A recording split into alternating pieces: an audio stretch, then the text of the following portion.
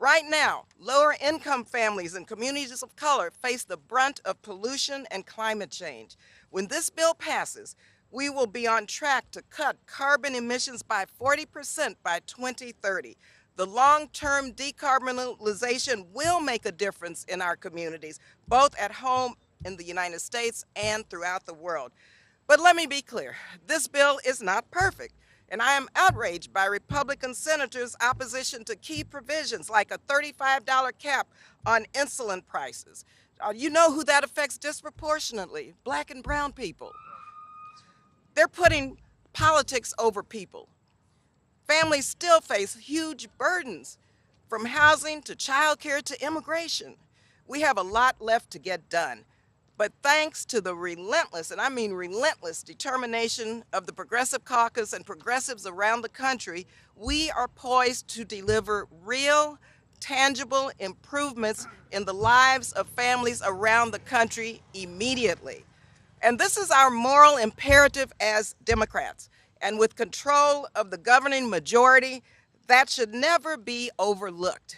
So I look forward to heading into the Capitol and to vote yes on the Inflation Reduction Act of 2022 and put the American people over politics, finally. Thank you all again. And now let me ask my colleague, a former co-chair of the Progressive Caucus, another emeritus who chairs the Natural Resources Committee, my friend who I've known for many years through many struggles, Chairman Raul Grijalva. Thank you very much. Thank you. Emeritus, a word that kind of just hangs in the air. But very proud of that title, very proud of being a member since I got to Congress, 20 years, the Progressive Caucus. Its evolution, and to the point that it's at, is something that all of us are very proud of.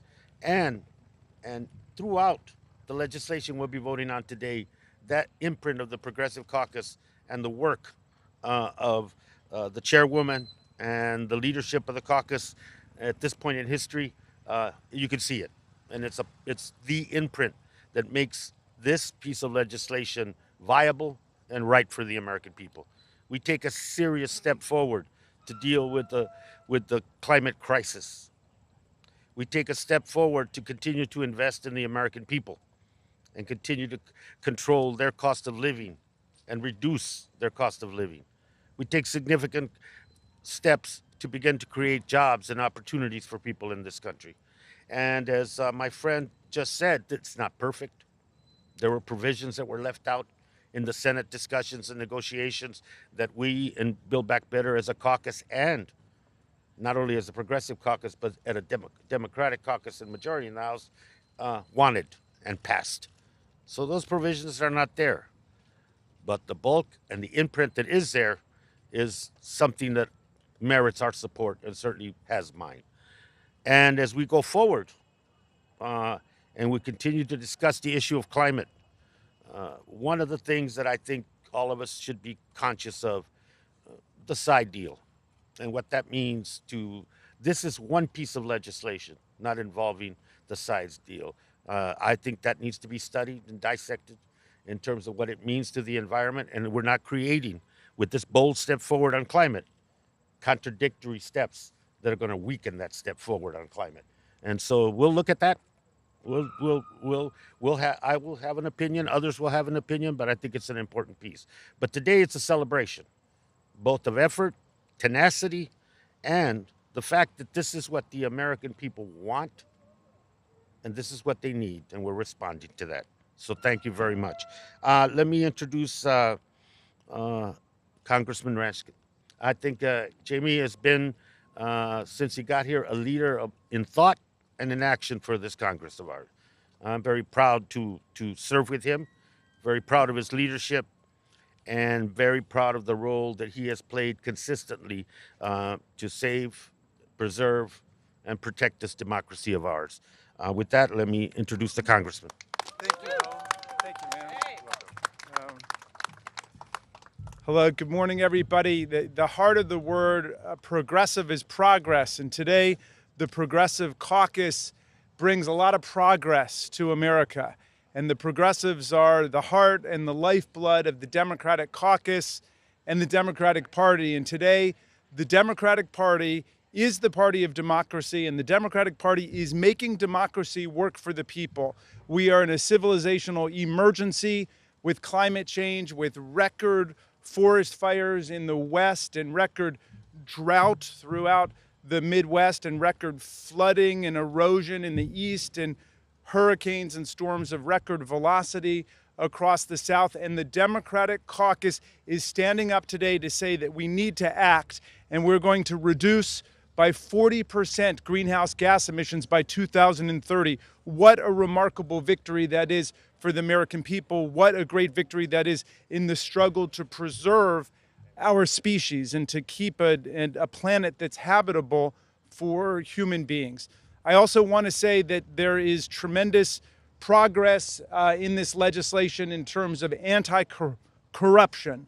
The fact, I'm just going to give you one example of it, but the fact that for more than a decade now, the government has not been able to negotiate lower prescription drug prices in the Medicare program with Big Pharma is an absolute scandal. And it all goes back to a rider that was slipped in by Billy Towson, the Republican chairman of the Energy and Commerce Committee, who said that Medicare would not have the same power that the Medicaid program has. It would not have the same program that the VA has to negotiate lower prescription drug prices. So essentially we have the monopoly power of Big Pharma dictating the prices to the people, and that's costing Americans $25 to $30 billion a year in extra costs. And so today, when we vote and we pass the Inflation Reduction Act, we're getting rid of that bit of special interest legislative corruption that was put in long ago, and we're going to allow for the first time the Medicare program to be negotiating free market style with Big Pharma for lower drug prices for the people of America. And I'm very proud that that is part of this, just as we're limiting the amount of out-of-pocket costs that any individual American on Medicare will have to pay to $2,000 a year. We are limiting the costs of insulin, which will be an absolute lifesaver for millions of people in the country who are struggling with the exorbitant costs of insulin in order to address their diabetes. That is not an optional or discretionary drug. If you've got diabetes, you've got to take your insulin. And so we're saving people from being jacked up thousands and thousands of dollars beyond what they're able to pay. So I'm very proud of what we're doing today, and I'm proud of the leadership of Pramila Jayapal and Mark Pocan and everybody who has kept us together with the slenderest of margins in the House and the Senate in order to pass this monumental achievement today. And now I'd like to introduce my great friend, a great leader from Illinois, Representative Marie Newman. Well, good morning, everyone. Morning. Happy Inflation Reduction Act Day, right? Let me start by thanking these amazing leaders behind me. Without them, we would not have this bill. And it isn't about just the last year and a half of work. It is years and years of work that took us to get this. They led with integrity, fortitude, kindness, and grace. And with that, we have this bill that does amazing things. It reduces emissions by 40%. It makes the tax system a little bit fairer. And I have to tell you personally, the fact that as many people in this country that do not pay the appropriate amount of taxes, and it's going to get a little fairer for everybody, is honestly my motto in life. And forget about campaign slogans and all that nonsense. I want everybody's every day to be just a little bit better. And this is going to make everybody's every day a little better, 100%. I want to thank my climate partner friends, all of our climate partner friends back there, for being amazing and working hard and pushing us, because that's what activism is about, is pushing us. And we push the Senate, right? And then we all push the president. So we keep doing that, right? But I will say, understand that this bill got to where it's at because we lost in the Build Back Better battle. And I will tell you personally, I was devastated, enraged, and very frustrated. But with great leaders like this behind me and the entire Progressive Caucus, we were able to get to where we are today. So today, be incredibly thankful for these folks, being incredibly thankful for the Congressional Progressive Caucus, and be thankful for every American, because Americans pushed us to do this. We pushed the rest of our colleagues, and we got this done. So with that, I hope everybody has an amazing day, and everybody's every day is a little better today. Oh, and I'm sorry. Let me introduce the Honorable Mark Takano. So good to have him too. Thank you. Thank you. Thank you, Marie. Thank you, Pramila Jayapal and Chair Emeritus Mark Pocan, and Chairman Grijalva, who chairs our Natural Resources Committee, was also the co-chair of the caucus when I got here in Congress in 2012. Let me just make just note that 16 of the standing committee chairs are members of the Progressive Caucus, and the imprint the imprint of the Progressive Caucus on today's bill has been left in part by these progressive chairs. They wrote the original, the authorizing committee chairs wrote the original Build Back Better. That's how the process works. I share the lament that that much has been cut out, but today is a celebration of what is in this bill. Harry Truman, when he accepted the nomination for re-election, it was a Democratic convention. It was a partisan speech. He says, "We're going to beat those Republicans in November, and what's more, we're going to make them like it." This bill, the American Republicans across the country, the Republican voters, many of them, actually a big chunk of them, 3/4 of the American public, as Pramila said, likes what's in this bill. They already like it. We don't have to make them like it. We already know they like what's in this bill. And what is in this bill? We're gathered here to celebrate the passage of the Inflation Reduction Act, largely due to the progressive members holding the line and fighting to advance the full scope of the president's agenda several months ago. The Inflation Reduction Act will lower drug costs, energy costs, extend health care coverage for many people, act on climate change, and create millions of jobs across the country. And as chairman of the Committee on Veterans Affairs, I know that the VA uses its tremendous bargaining power to get drug costs lowered for veterans. We're going to see the same thing happen for all Americans. All of these investments draw on the House-passed Build Back Better bill and will allow Democrats to keep their promise to improve the lives of American families. Now, this isn't the end. We will not stop fighting for the pieces left on the cutting room floor, whether it's universal child care, pre-K, housing, immigration justice, and Medicare expansion. But let me be clear. We made the president's agenda a progressive agenda, and the full progressive agenda only needs 2 more votes to pass in the Senate. Think about that. Just a net 2% more in the Senate means we go the full distance on the progressive agenda. Thank you very much. And I now want to turn it over to my colleague from the great state of Michigan, who, in spite of everything, still has a tremendous voice, Debbie Dingell. Good morning, everybody. I had jaw surgery. He told me not to talk. Can you see Debbie Dingell not talking? Doesn't work. I am a hockey player. First of all, I want to thank all of my colleagues behind me, who are the best friends anybody could ever have, and who never stop fighting for the American people, working men and women across the country.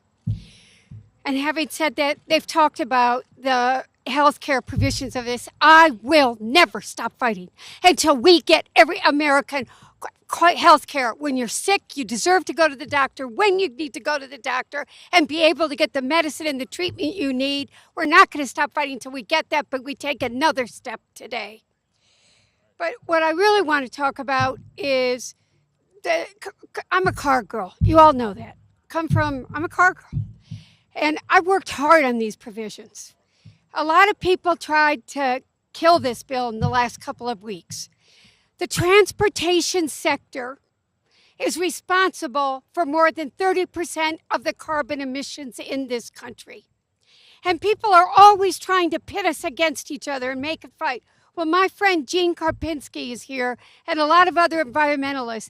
And a year ago, we stood at the White House after 9 months of discussion and agreed with the workers, the auto companies, the car companies, the truck companies, and the environmentalists, and set a goal for 50% sale of zero emission vehicles by the year 2030. Now we got to make sure that we're supporting what's going to happen. And this bill does it. It's a transformational piece of legislation. It's a tremendous step in the fight. It represents the single largest investment in clean energy, environmental justice, and climate action in the history of this country. Yeah. It is. Yes. I'm really proud of the work I did on it. The auto industry has demonstrated it's ready for America to be the global EV leader. And we're not going to cede our leadership to any other country. We will lead in innovation and technology. From domestic supply chains to manufacturing to consumer incentives, the policies in this bill pave the way for the shift to electrification on all fronts. Increased investments in both the Advanced Technology Vehicle Manufacturing Loan Program and the Domestic Manufacturing Conversion Grant Program, I will admit, I helped author it, will incentivize companies to bring those jobs back home that have been shipped overseas. And there are a series of tax credits, including a clean vehicle credit, that was previously called the owned vehicle credit, or the previously owned vehicle credit, and an extension of the federal income tax credit on alternative fuel vehicle refueling property. This is going to bring down the cost of electric vehicles. Right now, too many electric vehicles are a luxury car. We can't have that happen. Now, okay, the reality is, I'm with Joe Manchin. I'm not going to decrease our dependence on China any more than it is right now. We're 80% dependent on them for the minerals. Well, we're not going to do that. And so for the short term, it will strengthen the long-term trajectory of automotive industry and respective supply chains, and it's going to reduce emissions, but a few companies won't be able to access that tax credit until we're mining it here or in countries that aren't China or Russia. But it paves the way for innovation and success. My chair just left, Chairman Grahava, Jared Huffman, myself, the environmentalist, Gene's over here.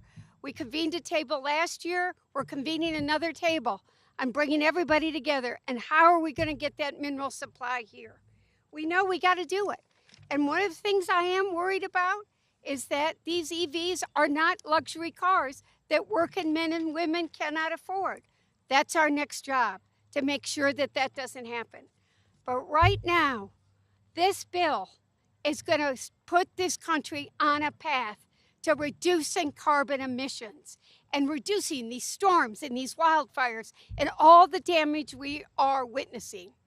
When we work together, we can get the job done. And now I'm honored to turn this over to my colleague, Mandara Jones, who always has my back, and I love him. Mandara, you do. He really does. And I will always have your back, Debbie Dingell. Good morning, everyone. What a great day to be a progressive. Thank you all for being here, and thanks especially to my colleagues in the most effective caucus within the House Democratic Caucus, the Congressional Progressive Caucus. We kept at it. We fought so hard for so long, and we did it. We got Congress to this moment. We never gave up, and now our advocacy has paid off. We said we wanted to get back to the negotiating table and that we wanted to start with climate. Now we are about to pass the greatest and largest climate investment this country has ever seen. And we are finally about to lower prescription drug costs for our seniors. I am so proud to be part of this historic occasion, this generational legislation, and as I mentioned earlier, this highly effective caucus. Tackling the climate crisis is the greatest challenge that our generation will face. The stakes of this crisis could not be higher, especially for low-income communities and for communities of color who bear the brunt of climate catastrophe. Young people in particular can breathe a sigh of relief knowing that this body is about to take long overdue, crucial action to save our planet. We are about to lower prescription drugs, lower prescription drug costs for people like my grandmother, who had to work well past the age of retirement just to pay for the high cost of prescription drugs and medical procedures not covered by Medicare as we currently know it. We will do this by holding Big Pharma accountable, by finally allowing Medicare to negotiate the cost of prescription drugs, saving hardworking families thousands of dollars every single year. This is an example of government working for the people. Today is cause for celebration. This legislation is why you run for Congress in the first place, and Democrats are continuing to deliver on their promises. I will now hand it over to my brother in this fight, my good friend, Representative Jamal Bowman. Thanks so much. Good morning, everyone. Peace and love. How y'all doing? Isn't this an incredible day? We should all be celebrating. We should all be making noise. It took us a lot of hard work, sweat, blood, and literal tears to get here. I mean, obviously, serving the 16th District in Congress is the honor of my life, slightly surpassing my time as middle school principal. I don't know. Working in the middle school is probably right neck and neck. But to be a member of the Progressive Caucus and to be guided by the leadership of Pramila Jayapal has been such a learning experience and just such a marvel to watch. You know, the work that went into holding the line and making sure Build Back Better was on the table and discussed and fought for. The work that went into that, the grit, the sacrifice, the determination was just tremendous to watch. And she was not alone. I want to give a big shout to my man, Mike over here on the left, who was right there doing the work. You always got to recognize the staffers, right? But there would be no Inflation Reduction Act without Build Back Better.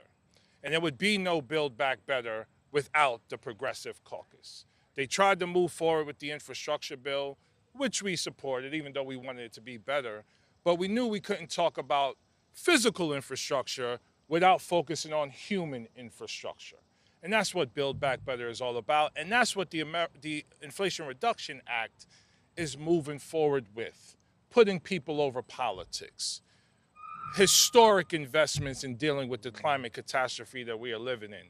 Now we have an opportunity to deal with and address the environmental injustice that's been happening in communities of color while responding to the drought, the forest fires, and the climate impact that's happening all over the world. This is historic. And it's great that the Progressive Caucus is going to continue to be at the table to make sure implementation is rooted in the President's Justice 40 initiatives.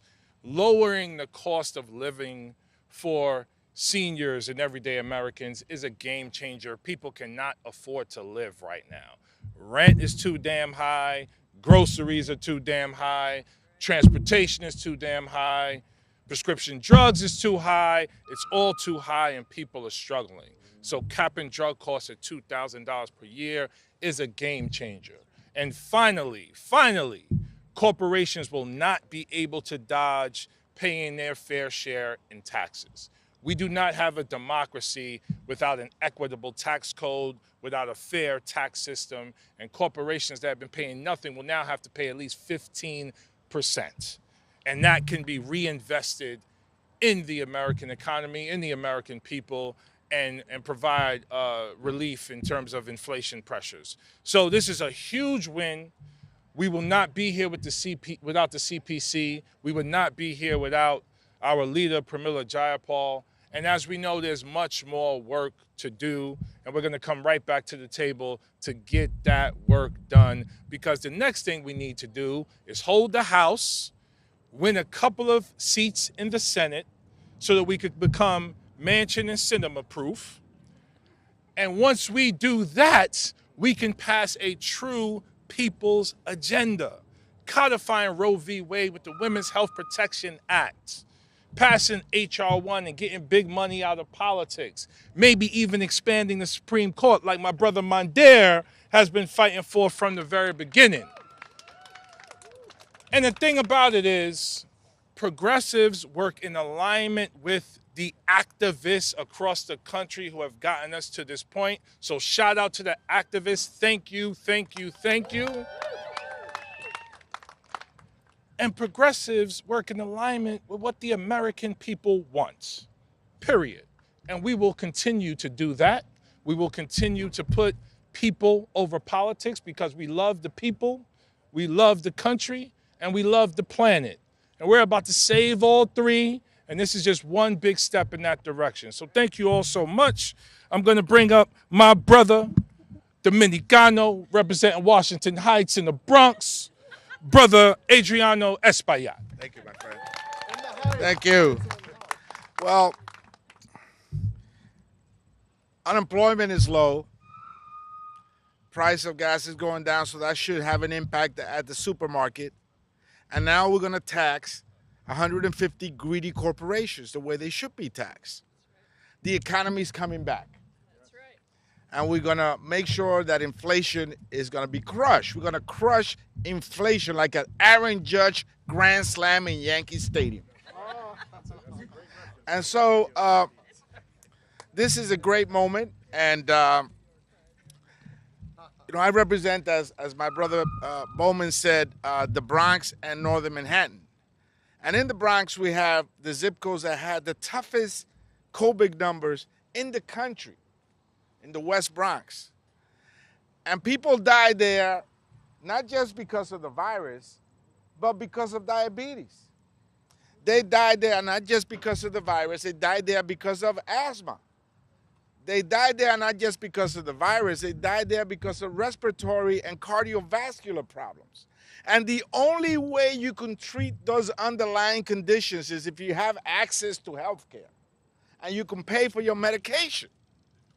So this bill is perhaps the best post-COVID-19 recovery action that we have taken so far. It will save lives. And seniors will not longer have to ration their insulin. They're literally rationing their insulin so they can pay their rent and buy food at the supermarket. That cannot continue to happen in America. The environment.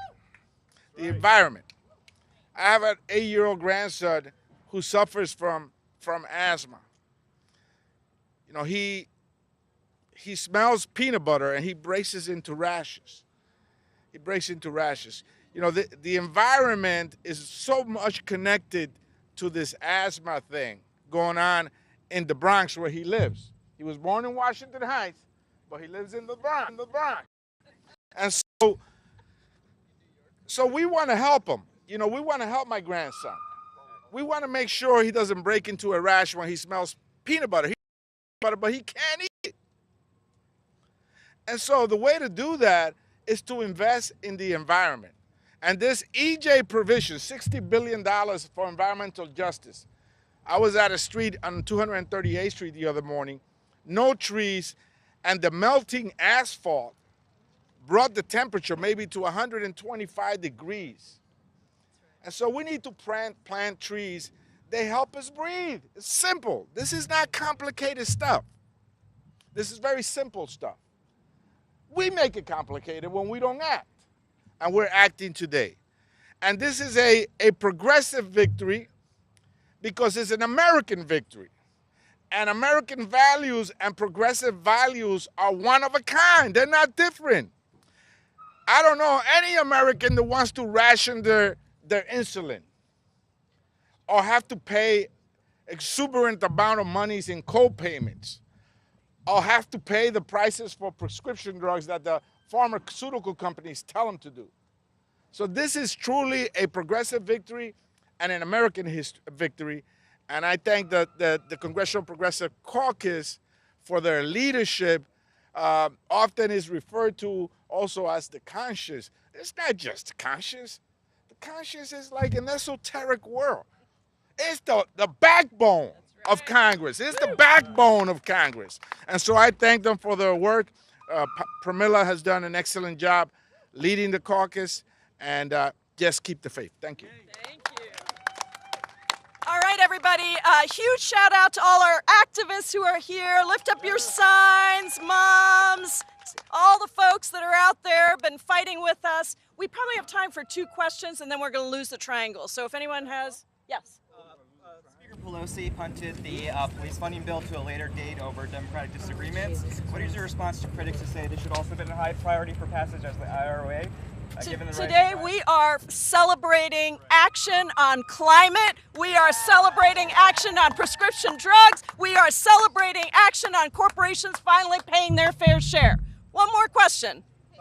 Yes. Yes, go ahead. Hi.